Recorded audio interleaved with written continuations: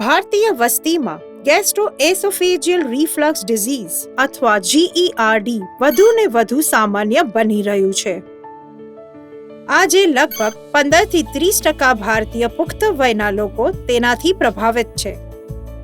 બદલાતી જીવનશૈલી, અનિયમિત ખાવાની આદતો, વધતી સ્થૂળતા અને ઉચ્ચ તણાવ સ્તરે GERD ને રોજિંદા વ્યવહારમાં એક મહત્વપૂર્ણ ક્લિનિકલ પડકાર બનાવ્યો છે. હાર્ટબર્ન, છાતીમાં અસ્વસ્થતા, ઉલટી અને લાંબા સમયની ખાંસી જેવા લક્ષણો જીવનની ગુણવત્તાને ગંભીર અસર કરી શકે છે. દર્દીઓ ઘણીવાર ઊંઘમાં ખલેલ, કામ કરવાની ક્ષમતામાં ઘટાડો, ધ્યાન કેન્દ્રિત કરવામાં મુશ્કેલી અને ભોજન સમયે થતી અસ્વસ્થતા વિશે ફરિયાદ કરે છે, જે તેમના સામાજિક વ્યવહારોને અસર કરે છે. સમયસર યોગ્ય સારવાર ન થાય તો GERD આગળ વધી શકે છે અને જટિલતાઓ ઊભી કરી શકે છે.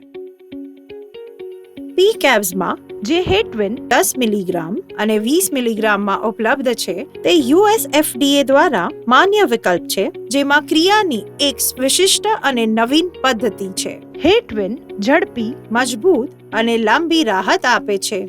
PPIS થી વિપરીત, જેને સક્રિય સ્વરૂપમાં રૂપાંતરની જરૂર હોય છે, હેટવિન ગેસ્ટ્રિક H+K+ATPase એન્ઝાઇમના પોટેશિયમ બંધનકર્તા સ્તરને સ્પર્ધાત્મક અને ઉલટાવી શકાય તેવું અવરોધિત કરીને સીધા કાર્ય કરે છે.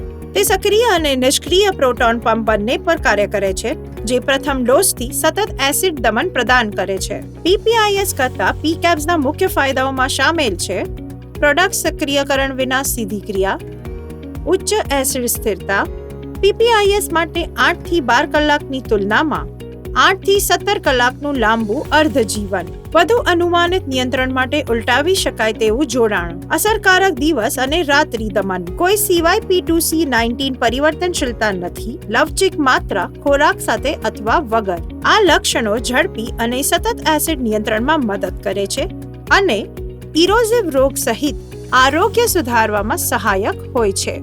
જેમ જેમ GERD ભારતમાં લાખો લોકોને અસર કરી રહ્યું છે, આજની ક્લિનિકલ જરૂરિયાતોને અનુરૂપ સારવાર અપનાવવી જરૂરી છે.